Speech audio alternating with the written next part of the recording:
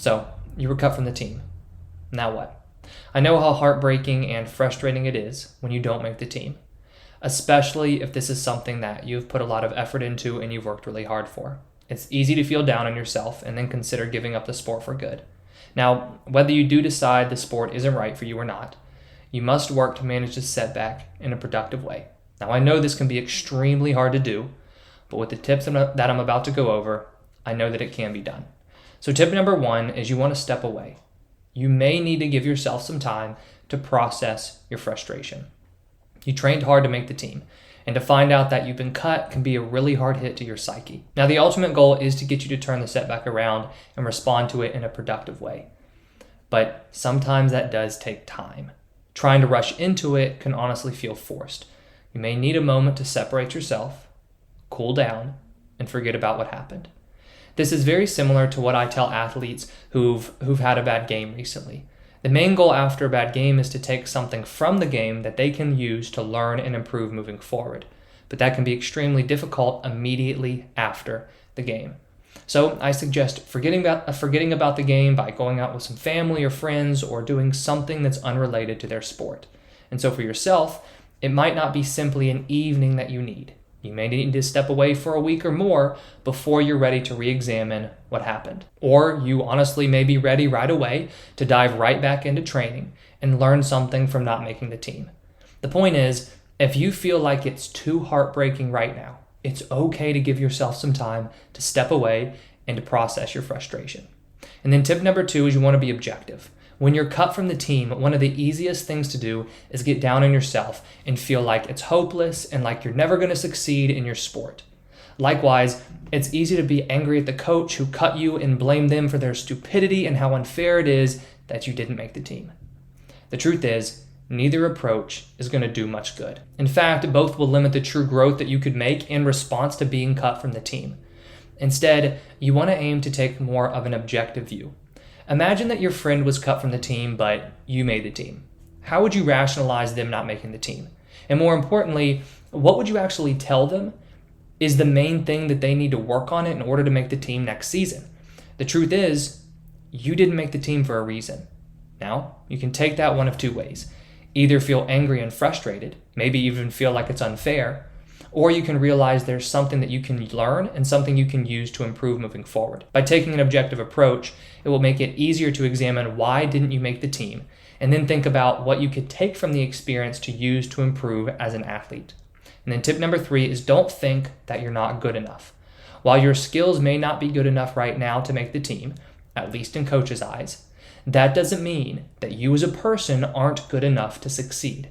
A detrimental mindset for athletes is to tie their self-worth into their performance. Now, this leads to feeling like less of a person if you play badly, or in your case, if you don't make the team.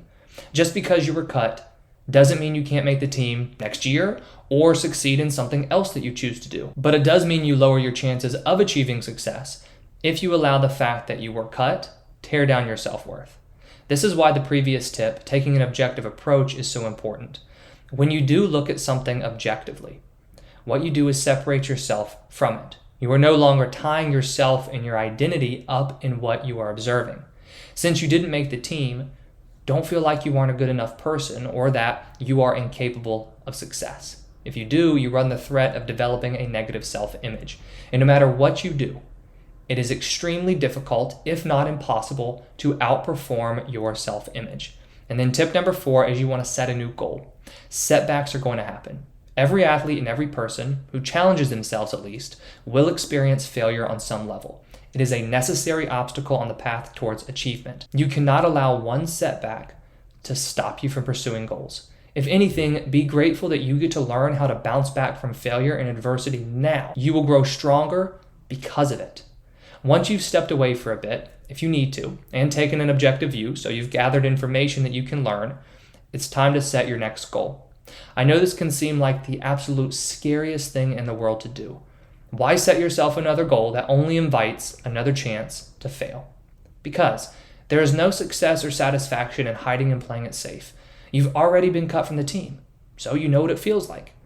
If you were able to handle it once, then you know that you can handle it again. Now it's time to get moving forward towards another target. Now, this is also going to help you forget about the fact that you were cut, since you're getting yourself refocused on another goal. You are simply leaving the setback in the past and turning your attention onto what you want to achieve in the future. Now, this goal can be to train in hopes of making the team next year, or maybe it means trying out for a different team, or perhaps it even means picking up another sport. To be honest, the goal itself matters less than the principle of setting another goal and once more challenging yourself in spite of the fact that you were cut from the team. That is truly how you take a setback and you turn it into a positive, by learning something from it and then continuing to move forward. Because getting cut from the team is heartbreaking.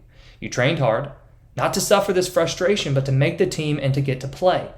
But unfortunately, that's not how things went for you.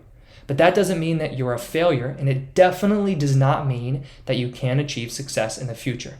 In fact, it may turn out to be the best thing for you if you handle it in a productive way. To help, you want to make sure that you step away if you need to. You take an objective view of the situation.